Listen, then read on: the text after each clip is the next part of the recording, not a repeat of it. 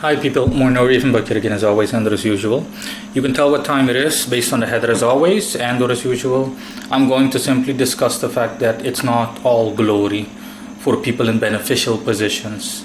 So yeah, let's get started. A lot of people, well, as we already know, no offense to anyone that's listening to this, but stupidity is definitely not in short supply in the world. It's, as a matter of fact, quite the opposite.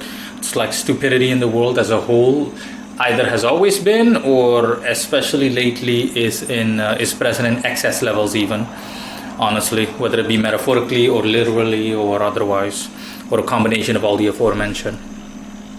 People have the ignorant and or idiotic notion or tendency to think that, for example, people that are in beneficial positions, so positions that are admirable or to be admired, like celebrities, movie stars, professional artists, professional athletes and whatnot, that it's all fun and games.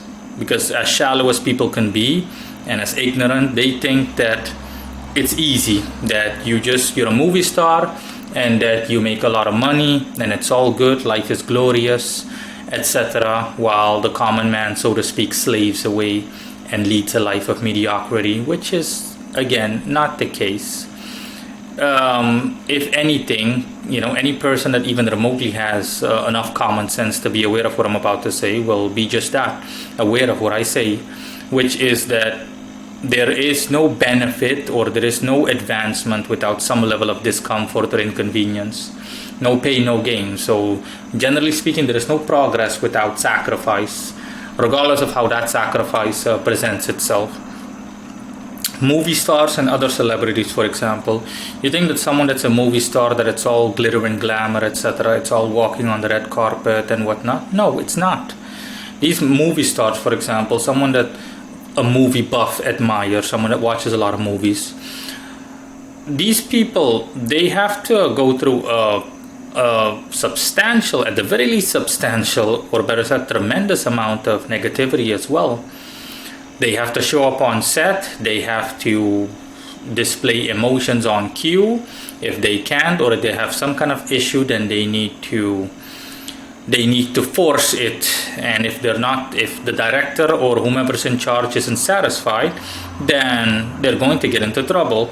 They need to live out of a suitcase, meaning that they can't stay too long in one place. They have to constantly be on the move, or at the very least frequently be on the move. They have to live in a trailer for the duration of the movie. While it's shooting, they have to be willing to adapt, make compromises, and it just goes on and on and on.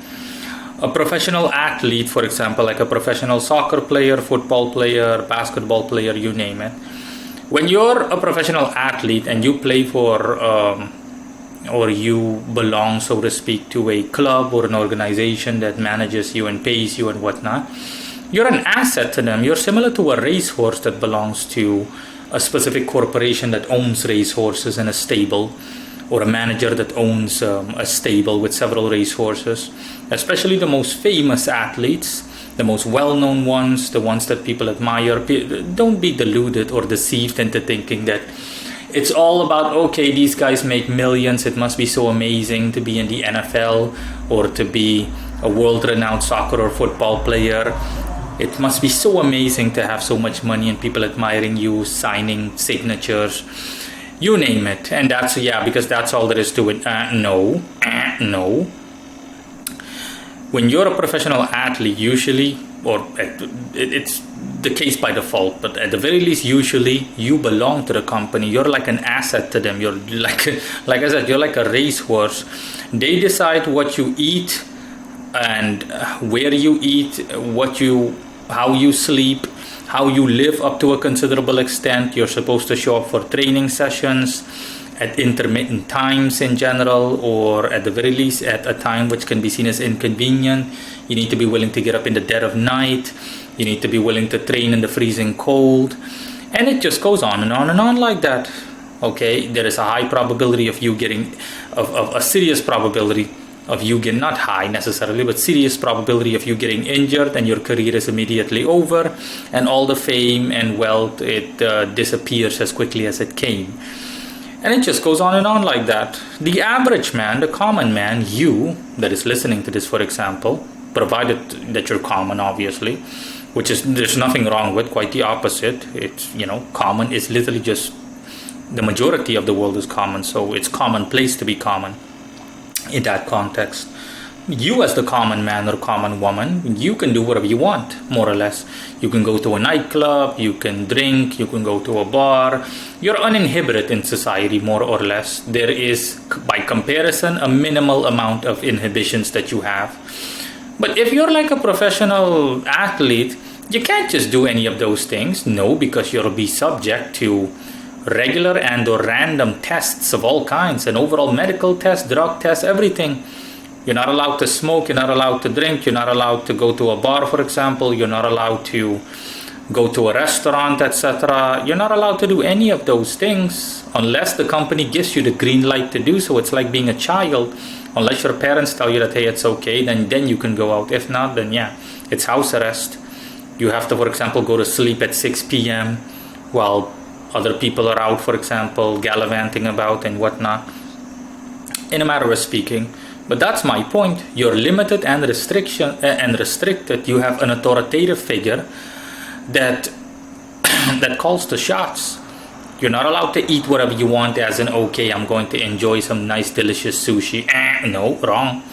The company tells you what to eat. They have a cook, for example, that specifically prepares dinners for you and the team members and the whole staff and whatnot. You name it. And the reason that you're not allowed to go out, for example, is because they don't want to draw any unnecessary attention to the club or the organization that you play for or that you metaphorically belong to. Because if you do something, let's just say you get involved in a bar fight or any kind of skirmish, paparazzi is literally just around the corner, and they'll make up a bunch of stupid stories for tabloids, with all the negative consequences that follow, especially for the company, because now they have to do damage control. Their PR team, their public relations team has to be mindful of everything. It just goes on and on like that. Okay, someone that owns a company, you think that, the person must be great to own a company like that, I'm making millions or more even. Life has to be so pleasant to not have to worry about, hey, do I have enough money for this or that? I can just do whatever I want. No, it's not all about that. Being a company owner or similar brings its own sets of problems with itself that are, just like I explained earlier, make you more inhibited as opposed to being uninhibited. You can't be carefree. You can, for example, say and do whatever you want.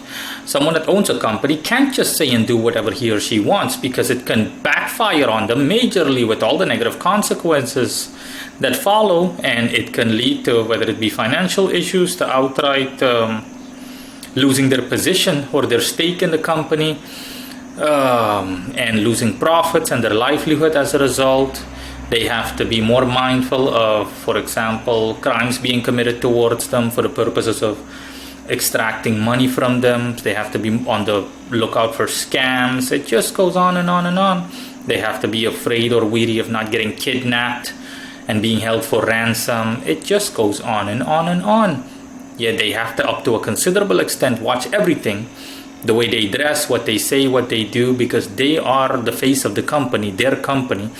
Okay, they represent their company, so anything that they do badly reflects badly upon the company, again, in society, and with all the negative consequences that follow.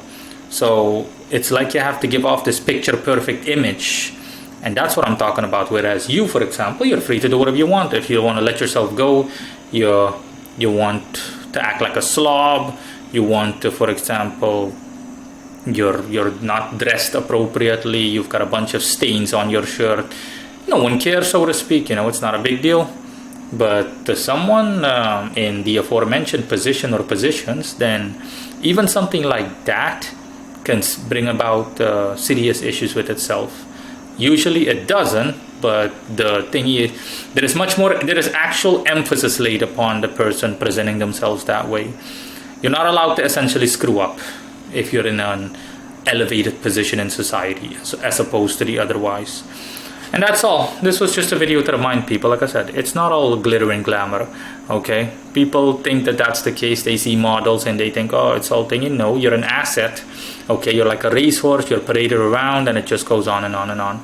You can't have it both ways. It's either one or the other.